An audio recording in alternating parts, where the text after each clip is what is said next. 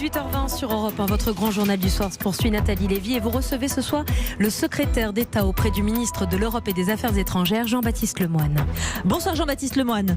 Bonsoir Nathalie Lévy. Merci beaucoup d'être avec moi sur Europe 1. Alors ça y est, réouverture des bars et restaurants en Ile-de-France, tout comme celle des frontières intra-européennes. La grande transhumance des vacances d'été peut enfin commencer ? Oui, très clairement. J'incite les Français à réserver leur séjour aux réservations citoyens, si je puis dire, pour ces vacances bleu, blanc, rouge. Et puis, j'ai souhaité également adresser ce message à nos voisins européens, parce que, vous le disiez, les frontières rouvrent à nouveau depuis aujourd'hui. Et j'ai été en Belgique, à Verviers, où coule la Lys, justement, entre la France et la Belgique, pour passer ce message de bienvenue à nos voisins, pour qui la France est la première destination. Eh bien, je veux leur dire, soyez les bienvenus, welcome. Les professionnels français se sont préparés avec soin, avec rigueur, avec ces protocoles sanitaires. Je peux vous dire qu'ils ont des fourmis dans les jambes, eux dont le plaisir est de faire plaisir aux autres. Oui, alors justement, vous êtes depuis la Belgique là, avec nous sur Europe 1, mais la question c'est celle-là. Comment vous allez vendre la destination France pour cet été, outre évidemment la sécurisation niveau sanitaire, avec des prix bas, ça peut être une garantie ? Alors, la garantie financière qu'on apporte, elle est d'une nature un peu différente. Les professionnels se sont engagés à mettre beaucoup de flexibilité dans les conditions d'annulation. Or, on le sait, beaucoup de clients, de voyageurs ont besoin de cette assurance parce que ils craignent une possible deuxième vague, ils craignent éventuellement des problèmes liés au Covid-19 et donc je remercie justement les professionnels dotés de la restauration, l'UMIH, le GNI, mais également les entreprises du voyage qui se sont engagés à ce que les conditions d'annulation soient souples et ça fait partie des éléments qui vont permettre, je crois, aux étrangers de réserver, en tous les cas, Sauf que Jean-Baptiste Lemoyne, elle a déjà un petit peu commencé, cette notion de réservation, puisque on a vu, ça commence à reprendre depuis qu'on a ouvert au-delà des 100 km, mais quand même très faiblement, puisque des trains sont déjà annulés faute de réservation. Ça va être compliqué. Ça va être compliqué de dire que c'est juste la flexibilité qui peut attirer. Alors, ça va être une reprise progressive.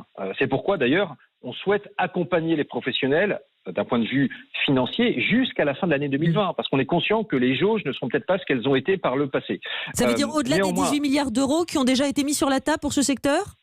Ça veut dire ces 18 milliards d'euros, ça comprend notamment la poursuite de l'activité partielle, la poursuite du fonds de solidarité jusqu'à décembre 2020, très clairement. Et puis, ce que je veux dire, c'est que pour faire le point avec les professionnels, chaque mardi, dans le cadre du comité de filière tourisme, ils me font part, par exemple dans l'hôtellerie de plein air, d'un rattrapage très important dans les réservations. De quel ordre, Jean-Baptiste Lemoyne ? Il y a un mois. De quel ordre ? Là, aujourd'hui, ils en sont quasiment revenus par rapport à ce qu'ils faisaient l'année dernière au même moment. Donc, le rattrapage est là. Les Gîtes de France, ils ont multiplié par 10 chaque jour leur réservation. Et l'hôtellerie est en train de rouvrir de façon progressive. Certaines chaînes ont déjà rouvert 80% de leurs hôtels.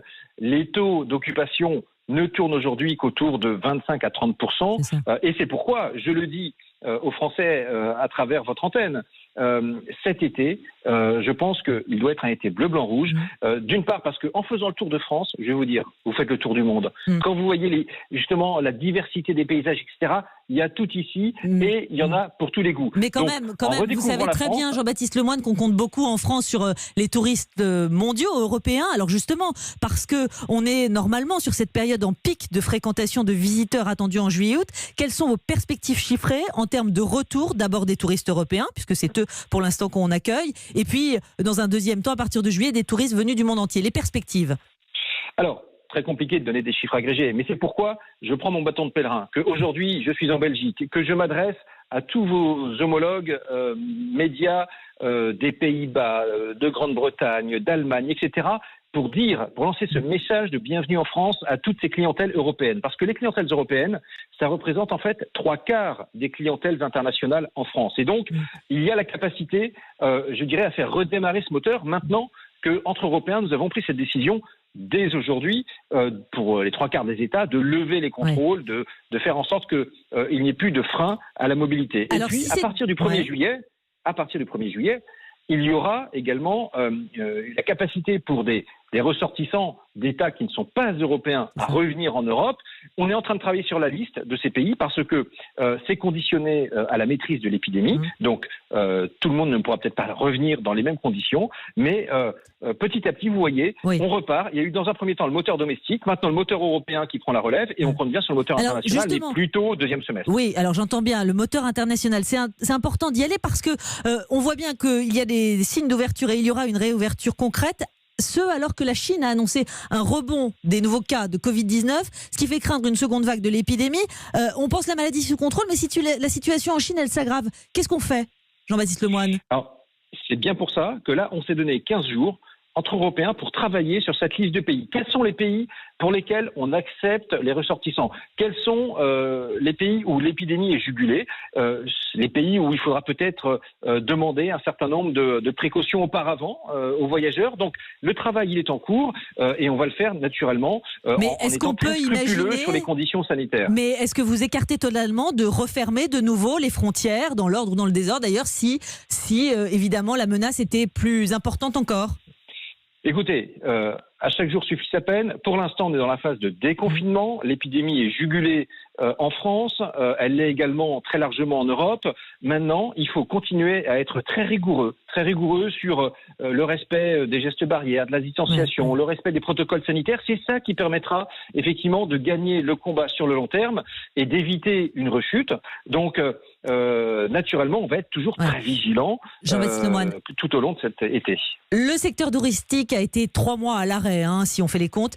Au fond, quel est à ce jour le manque à gagner pour la filière ? Écoutez, 3 mois à l'arrêt, c'est entre 30 et 40 milliards d'euros de perte de recettes. C'est considérable. C'est un secteur économique, vous le savez, qui représente presque 8% de notre richesse nationale. Et puis, en fait, ça représente plus que ça, parce que on le voit à travers l'impact en amont des restaurants qui ne sont pas ouverts.